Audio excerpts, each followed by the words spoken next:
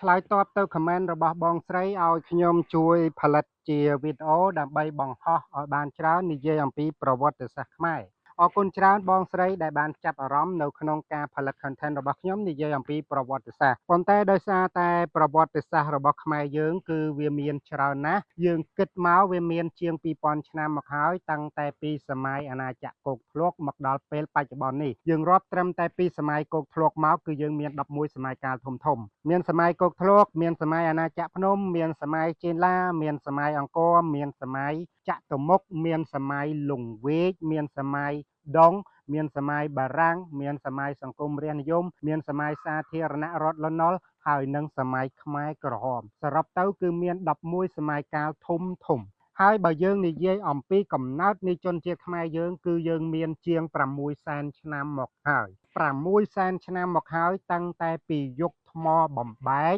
យុគថ្មរំលែងចូលមកដល់យុគលោហៈគឺយើងមានជនជាតិខ្មែររស់នៅលើដែនដីគោកធ្លករួចទៅហើយគ្រាន់តែថាពេលនោះយើងមិនទាន់បង្កើតទៅជានគរនៅឡើយទេគេហៅថាជាកុលសម្ព័ន្ធតូចដូច្នេះនៅក្នុងប្រវត្តិសាស្ត្រខ្មែរយើងបើសិនជាយើងសិក្សាលម្អិតឲ្យច្រើនអស់សេចក្តីគឺវាច្រើនទំព័រខ្លាំងណាស់ហើយក្នុងប្រវត្តិសាស្ត្ររបស់ខ្មែរយើងខ្ញុំលើកយកតែពីរចំណុចសំខាន់មកសង្ខេបជូនបងប្អូនឲ្យស្ដាប់ជាកំសាន្តអារម្មណ៍ទុកជាគតិបណ្ឌិតសម្រាប់ប្រទេសជាតិយើងក្នុងការកសាងប្រទេសជាតិយើងនាពេលនេះនិងពេលខាងមុខនោះគឺយើងត្រូវដឹងពីចំណុចសំខាន់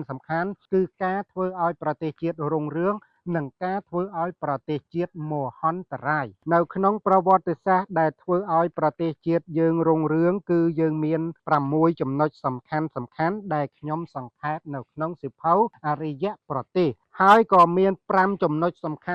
ន់នៃប្រវត្តិសាស្ត្រខ្មែរយើងដែលធ្វើឲ្យប្រទេសជាតិខ្មែរយើងធ្លាក់ចុះទន់ខ្សោយស្ទើរតែរលាយបាត់បង់ប្រទេសផងដែរមានន័យថាជាង2000ឆ្នាំនៃការបង្កើតអាណាចក្រខ្មែរយើងឡើងតាំងពីសម័យគោកធ្លកមកដល់បច្ចុប្បន្ននេះគឺយើងសង្ខេបយកតែប្រវត្តិសាស្ត្ររុងរឿងនិងប្រវត្តិសាស្ត្រមហន្តរាយតែប៉ុណ្ណោះទេព្រោះប្រវត្តិសាស្ត្រទាំងពីរនេះវានឹងចង្អុលមេគុណប្រាប់ទិសយើងឲ្យទៅរកភាពរុងរឿងឬភាពមហន្តរាយបើសិនជាយើងដើរនៅក្នុងសម័យកាលមហន្តរាយវាប្រកាសជាមហន្តរាយបើសិនជាយើងដើរតាមមាគ៌ារុងរឿងវាប្រកាសជានាំយើងទៅរកភាពរុងរឿងយ៉ាងពិតប្រាកដនេះហើយជាហេតុផលដែលយើងសិក្សាតែចំណុចរុងរឿងនិងចំណុចមហន្តរាយនៃប្រវត្តិសាស្ត្រឆ្លើយតបទៅ comment របស់បងស្រីខ្ញុំនឹងព្យាយាមផលិត content ពាក់ព័ន្ធជាមួយនឹងប្រវត្តិសាស្ត្ររបស់ខ្មែរយើងរួមទាំងប្រវត្តិសាស្ត្ររបស់មនុស្សរួមទាំងប្រវត្តិសាស្ត្ររបស់ពិភពលោក